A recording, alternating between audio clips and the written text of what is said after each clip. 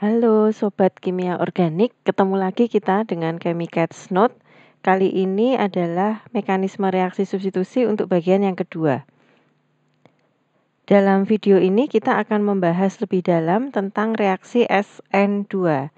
Nah, buat kalian yang belum pernah mempelajari tentang mekanisme reaksi ini, artinya huruf S dalam mekanisme reaksi ini adalah substitusi, lalu N ini nukleofilik, dan angka 2 ini berarti jumlah molekul penentu kecepatan reaksinya itu ada 2 atau bimolekuler. Nah, alur belajar yang disarankan Chemicat untuk para warga kimia organik semua ada 3 step untuk bagian ini. Yang pertama nanti kalian perlu pahami dulu tentang data kinetika yang merepresentasikan reaksi substitusi SN2. Kemudian nanti setelah itu baru kita lihat mekanisme umum reaksi SN2 itu seperti apa. Dan yang ketiga ini adalah hal unik dalam konfigurasi dalam mekanisme reaksi SN2 yaitu terjadinya inversi konfigurasi. Sekarang kita masuk pada bagian yang pertama dulu yaitu tinjauan kinetika reaksi dan energi aktivasi untuk reaksi SN2. Misalnya kita tinjau reaksi pembuatan alkohol dari alkil halida yang dilakukan dengan mereaksikan alkil halida dengan ion hidroksid pada suhu 60 derajat Celcius dengan pelarut berupa air. Nanti akan dihasilkan metanol dan ion klorida. Kalau dilihat dari reaksi ini, kita ingat kembali mekanisme reaksi pada video sebelumnya. Berarti dalam reaksi ini nukleofilnya adalah ion hidroksid, lalu leaving groupnya adalah Cl. Nah, misalnya reaksi ini akan kita lakukan di dalam reaktor seperti contohnya pada gambar yang terlihat di layar Anda. Ini adalah reaktor alir tangki berpengaduk. Nah, variabel yang kita ubah-ubah untuk melakukan eksperimen ada 2, yaitu konsentrasi awal dari metil klorida dan konsentrasi awal dari ion hidroksid. Kemudian variabel yang kita ukur dengan peralatan semacam ini adalah kecepatan reaksi awal. Jadi begitu mulai reaksi itu langsung diukur kecepatan reaksinya berapa mol per liter per waktu gitu ya. Nah, ini adalah data kinetik yang diperoleh. Sebelum kita bahas lebih lanjut, saya ingin jelaskan dulu arti dari representasi bar chart pada halaman ini ya. Pada bagian bawah ini menunjukkan variasi, jadi sumbu X-nya ini menunjukkan variasi konsentrasi awal dari CH3Cl atau metil klorida. Jadi kita gunakan 2 macam konsentrasi metil klorida yang berbeda yaitu 0,001 mol per liter dan 0,002 mol per liter. Kemudian pada setiap konsentrasi awal CH3Cl yang kita gunakan divariasi juga konsentrasi awal dari ion hidroksid. Yang warna merah ini adalah eksperimen dengan ion hidroksid konsentrasi awal 1 mol per liter. Yang warna hijau ini eksperimen dengan konsentrasi awal ion hidroksid sebesar 2 mol per liter. Nah, data ini menunjukkan sebelah kanannya ya, sumbu Y-nya ini adalah kecepatan reaksi awal yang terukur dengan satuan mol per liter per detik. Nah, data ini menunjukkan bahwa kalau kita mengubah konsentrasi awal dari reaktan kita yang pertama, CH3Cl, maka kecepatan reaksinya akan berubah dengan konsentrasi CH3Cl yang lebih tinggi, baik untuk kedua konsentrasi hidroksid ya, nilai kecepatan reaksinya itu dia akan naik. Lalu kalau kita lihat, kita bandingkan pada konsentrasi CH3Cl yang sama, jika kita ubah konsentrasi inisial dari hidroksid ionnya, maka kecepatan reaksinya juga naik. Ini berlaku baik untuk CH3Cl yang 0,001 mol per liter maupun untuk konsentrasi awal CH3Cl yang 0,002 mol per liter. Jadi bisa kita lihat bahwa kecepatan reaksi itu ditentukan oleh kedua reaktan.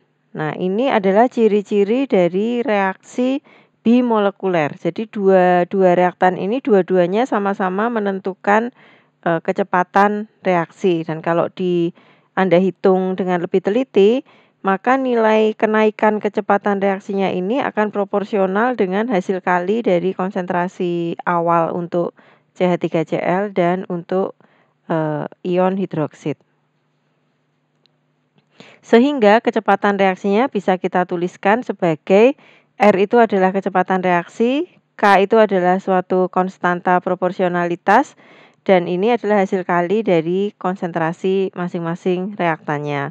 Nanti Anda akan belajar lebih dalam di teknik reaksi kimia tentang seluk-beluk model kinetika ini ya, yang seperti ini kita sebut model kinetika untuk merepresentasikan kecepatan reaksi secara matematis. Nah, untuk kuliah kita kali ini, untuk mekanisme reaksi SN2, yang perlu Anda lihat adalah hasil kinetika reaksi tadi memverifikasi bahwa reaksi ini adalah reaksi bimolekuler, jadi kedua reaktan ini akan mempengaruhi kecepatan reaksinya, dan itulah sebabnya maka mekanismenya adalah mekanisme SN2, yaitu substitusi nukleofilik dan melibatkan dua molekul pada reaktan. Nah, kemudian selanjutnya mari kita lihat lebih dalam bagaimana sebetulnya mekanisme terjadinya reaksi substitusi nukleofilik dengan dua molekul atau bimolekuler SN2. Diagram ini, persamaan reaksi ini menunjukkan visualisasi dari mekanisme reaksinya. Kita masih meninjau reaksi yang sama ya, ion hidroksid dengan metil klorida untuk menghasilkan alkohol yang dalam hal ini adalah metanol. Nah, yang terjadi adalah ini ion hidroksid ini dia akan berperan sebagai nukleofilnya. Dia punya kelebihan elektron yang akan dia berikan kepada bagian dari molekul yang mempunyai polaritas positif, sehingga dia bisa menstabilkan dirinya. Nah, karena metil chloride ini ada polaritas parsialnya, elektronnya banyak ketarik ke sisi Cl, maka pada bagian C di sini menjadi polaritasnya menjadi parsial positif. Dengan demikian, elektron pada ion hidroksid dia akan langsung menuju ion atom C di sini yang dia menjadi target untuk di-share elektronnya, seperti yang Anda lihat di sini. Nah, kondisi bergabungnya ion hidroksida ke dalam molekul metil chloride ini kita sebut sebagai kondisi transisi.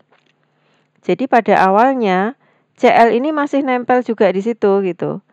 Nah, tapi sekarang sudah ketarik sebagian dari polaritasnya di sini yang positif ini sudah ditarik juga oleh elektron yang berasal dari hidrogen ion hidroksid di sini. Nah, ini adalah yang kita sebut sebagai kondisi transisi. Nah, kemudian setelah terjadinya kondisi transisi ini molekul dalam keadaan stres luar biasa ya, karena ini ditarik kanan kiri dan ini bentuknya tidak stabil gitu ya, sehingga kondisi transisi ini dia hanya keberadaannya itu hanya sesaat karena ini bukan sesuatu yang stabil. Yang terjadi kemudian untuk mengarah pada stabilitas, ion hidroksid ini akan mendorong struktur 3 dimensi dari molekul ini ke arah kanan ya, kalau digambar di layar Anda, sehingga menimbulkan badai elektron di sini ya, dan dia akan mendorong Cl itu sehingga Cl akan keluar dari molekul.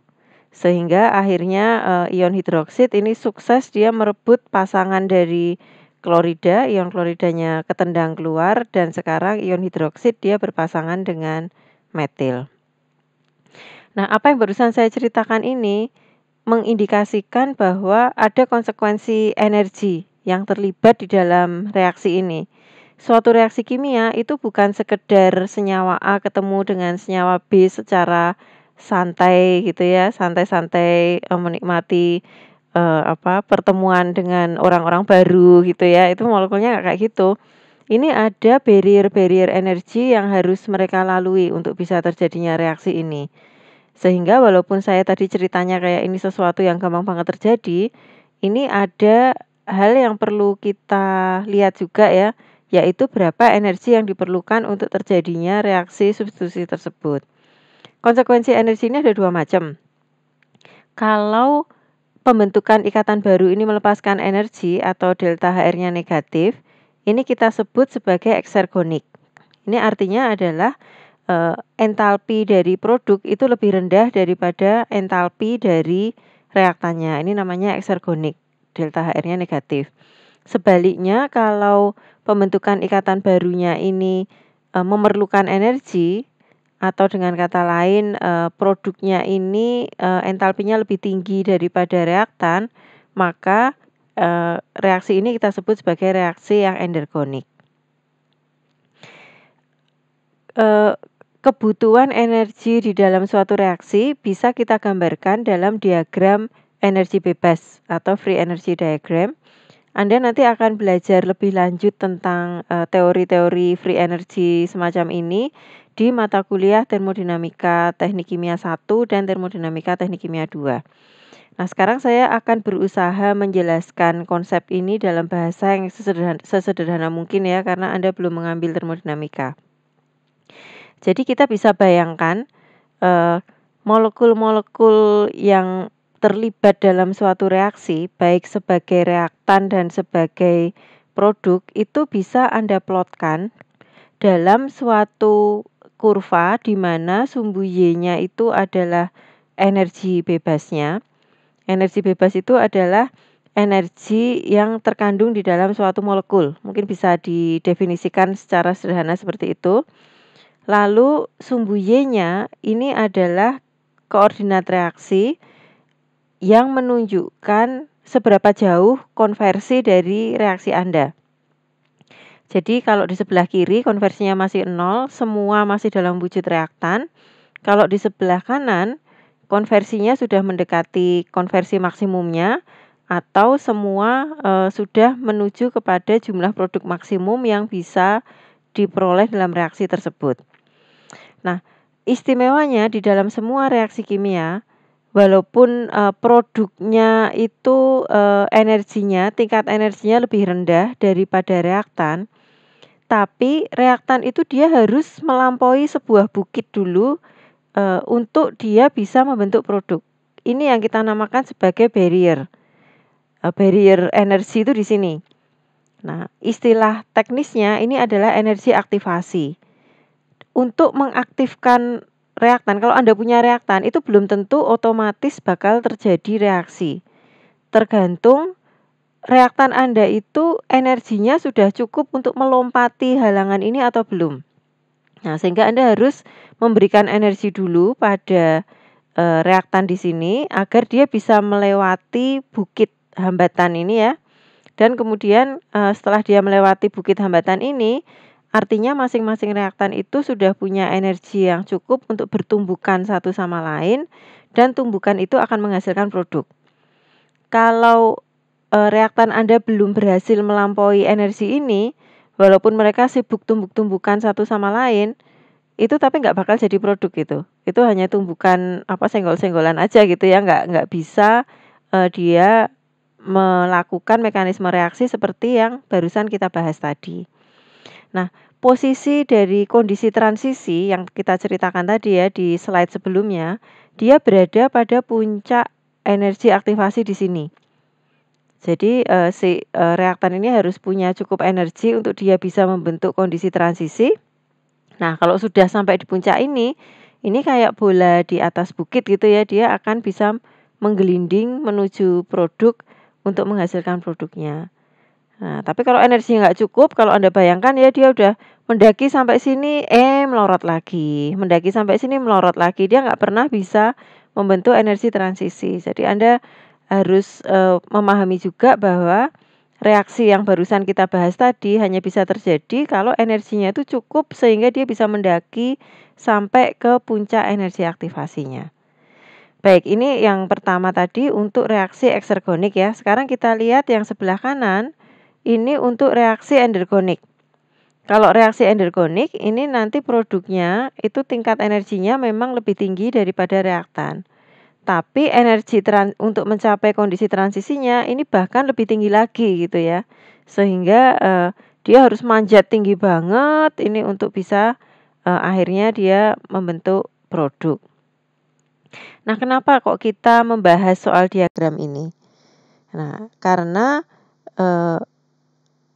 masalah kebutuhan energi ini menyangkut pada efek suhu. Ini adalah faktor yang nanti harus dikendalikan oleh Anda sebagai chemical engineer ya. Jadi Anda harus paham suhunya itu harus berapa supaya reaksi Anda bisa terjadi. Karena suhu reaktan ini harus cukup tinggi sehingga dia punya energi aktivasi yang bisa melewati barrier energi untuk mencapai kondisi transisi di sini. Nah, grafik pada bagian kanan bawah di sini menunjukkan efek suhu pada probability tumbukan yang bisa menghasilkan produk. Jadi garis ini saya jelaskan yang ini dulu ya. Kurva yang melengkung berwarna biru toska ini menggambarkan probability tumbukan yang berhasil menjadi produk pada suhu yang lebih rendah. Sementara yang warnanya ungu ini kurva energi pada kurva tumbukan pada reaksi yang sama tapi terjadi pada suhu yang lebih tinggi. Lalu garis putus-putus delta GT ini menggambarkan bukit yang harus Anda lewati. Jadi ini adalah energi aktivasinya, GT ini ya. Kalau untuk reaksi eksergonik berarti GT-nya yang ini. Kalau untuk reaksi endergonik berarti GT-nya yang ini. Nah, ini misalnya pada reaksi yang sama gitu ya, pada suatu reaksi, energi yang harus kita lalui, energi minimum yang harus dilalui oleh reaktan Anda itu adalah delta G transisi ini. Makna dari kurva ini adalah bagian yang putih. Jadi bagian yang putih yang tidak diarsir ini menggambarkan frekuensi tumbukan yang dia itu cuma senggol-senggolan aja tidak berhasil membentuk molekul yang baru. Sementara yang diarsir ini menunjukkan probability tumbukan yang dia bisa menghasilkan produk sesuai keinginan Anda.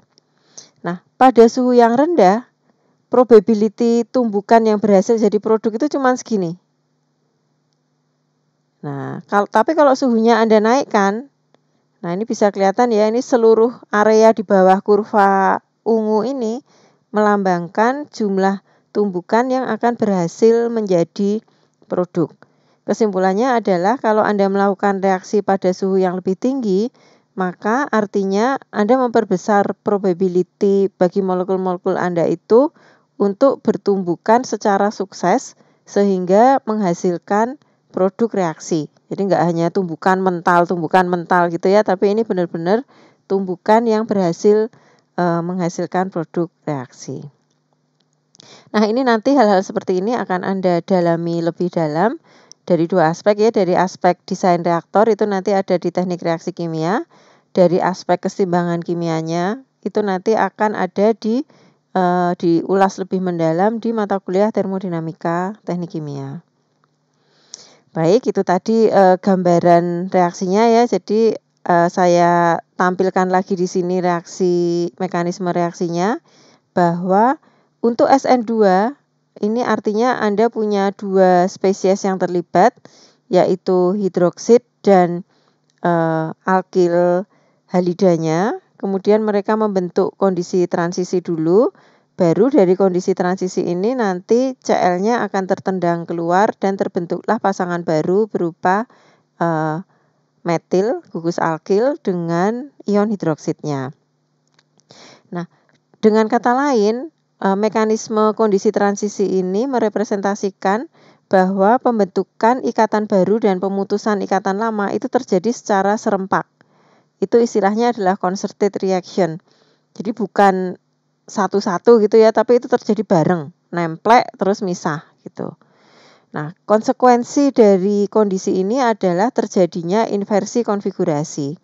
Kalau Anda perhatikan di sini, ini bayangkanlah alkil halida Anda itu dalam konteks 3 dimensi. Jadi ini bentuknya adalah tetrahedral ya. Ini sp3, hibridisasi sp3 bentuknya tetrahedral dan ekor-ekor H-nya ini kalau Anda perhatikan dia menghadap ke kiri, sebelah kiri Anda, ya kan? Di sini kemasukan ion hidroksid membentuk transisi, terus tadi terjadi keributan elektron di sini ya. Tapi si hidroksid ini dia tetap merangsek masuk, akibatnya tetrahedralnya itu jadi terbalik. Jadi yang tadinya dia mekar ke arah kiri, sekarang dasar dari tetrahedralnya itu kebalik, kedorong jadi ke arah kanan. Jadi ini bukan asal gambar ya ini ya. Kiri kanannya itu ada ceritanya. Itu yang disebut sebagai inversi dari konfigurasi tetrahedralnya gugus alkil. Mungkin Anda lebih gampang membayangkan inversi ini dengan Anda bayangkan seperti payung. Jadi kalau yang di sebelah sini, payung Anda itu menghadap ke kiri ya. Kayak kalau dia ketiup angin yang kuat banget, nah itu kan jadi payung Anda jadi balik gitu ke kanan. Nah inilah yang disebut inversi konfigurasi pada mekanisme reaksi SN2. Nggak hanya masalah kimiawinya saja ya Anda menghasilkan molekul baru, tapi juga ada masalah mekanika dari sisi mekanika molekuler gitu ya, yang Anda bisa membalik arah bangun dari struktur bangun dari molekul Anda. Nah, demikian tadi cerita singkat tentang mekanisme SN2 ya. Nanti silakan Anda baca detailnya di Solomon di chapter 6. Cermati juga contoh-contohnya sehingga Anda bisa lebih menghayati bagaimana karakteristik dari reaksi ini. Selanjutnya nanti Chemicat akan kembali menjumpai Anda dalam reaksi SN1. Sampai ketemu lagi di video berikutnya.